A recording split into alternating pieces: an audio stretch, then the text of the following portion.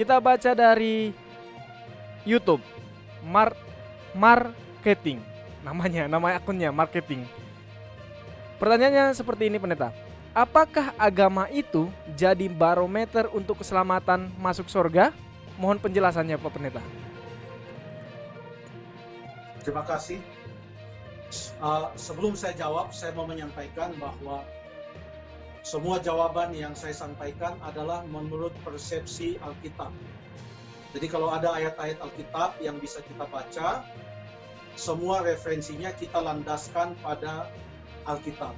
Mungkin ada penjelasan-penjelasan lain berdasarkan referensi atau buku-buku lain, tetapi karena acara pada setiap Kamis malam ini adalah tanya jawab Alkitab, maka diharapkan semua jawaban yang kita berikan adalah berdasarkan Alkitab. Oke, apakah agama itu merupakan barometer?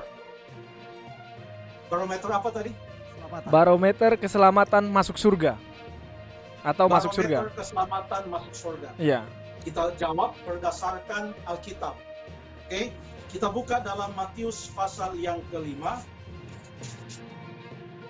Matius pasal yang kelima, saya mau baca ayat yang ke-20, karena memang di sini ada kata agama. Oke, Matius pasal yang kelima, ayat yang ke-20. Jika hidup keagamaanmu tidak lebih benar daripada hidup keagamaan ahli-ahli Taurat dan orang-orang Farisi, sesungguhnya kamu tidak akan masuk ke dalam kerajaan surga. Wow, ini ada ayat yang berkata kalau hidup keagamaan kita tidak lebih benar daripada hidup keagamaan ahli-ahli Taurat dan orang-orang Farisi, sesungguhnya katanya kamu tidak akan masuk ke dalam kerajaan surga. Apa yang dimaksudkan? Perlu kita catat bahwa orang-orang Farisi ini, mereka itu mempunyai aturan-aturan yang sangat-sangat ketat, dan mereka itu setiap hari berada di rumah-rumah ibadat, sinagog-sinagog.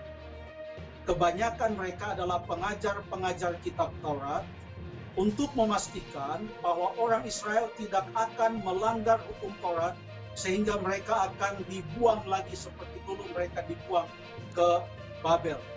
Jadi kehidup keagamaan mereka sungguh luar biasa. Tetapi apa hidup keagamaan mereka yang ditemplat oleh Tuhan Yesus? Yesus memberikan salah satu contoh, ayat yang ke-23 contohnya.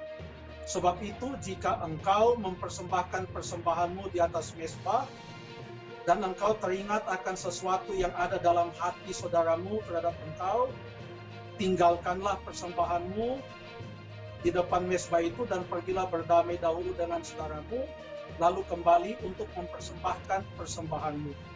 Ya, Yesus lagi mengupas apa yang dilakukan oleh orang-orang Farisi, di mana mereka sangat mengandalkan penampilan perbuatan luar, padahal mungkin dalam hati mereka ada dengki, dalam hati mereka ada benci. Bahkan dalam ayat yang ke-21, Yesus berkata, kamu sudah mendengarkan firman, jangan membunuh. Siapa membunuh akan dihukum. Tetapi dalam ayat yang ke-22, aku berkata kepadamu, setiap orang yang marah terhadap saudaranya harus dihukum.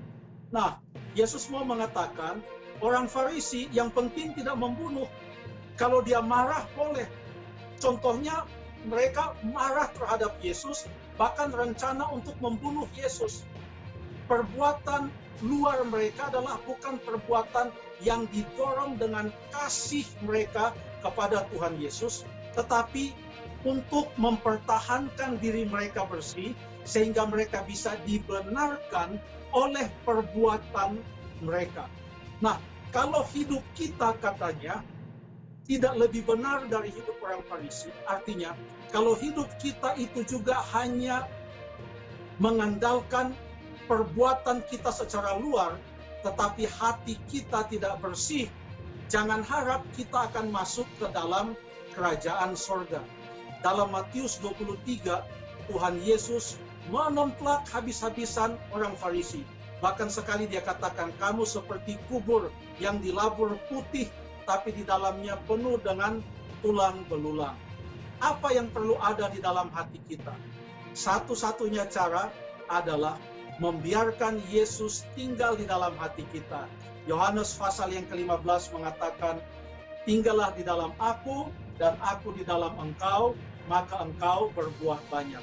Sekalipun orang-orang Farisi ini mempunyai standar keagamaan yang tinggi, tapi agama mereka tidaklah menyelamatkan mereka, oleh karena mereka tidak menerima Yesus Kristus di dalam kehidupan mereka.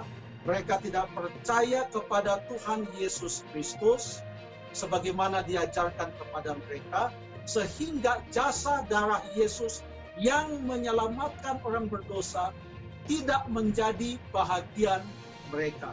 Sekali lagi, beragama itu sangat penting, tetapi jauh lebih penting dari agama yang memang adalah sangat penting adalah bagaimana kita menjalankan ajaran agama kalau berdasarkan Alkitab, yaitu hidup setia dan beriman, berserah, tinggal di dalam Yesus Kristus setiap saat, percaya kepadanya, percaya di dalam namanya, maka menurut Alkitab itulah yang membawa jalan keselamatan. Terima kasih.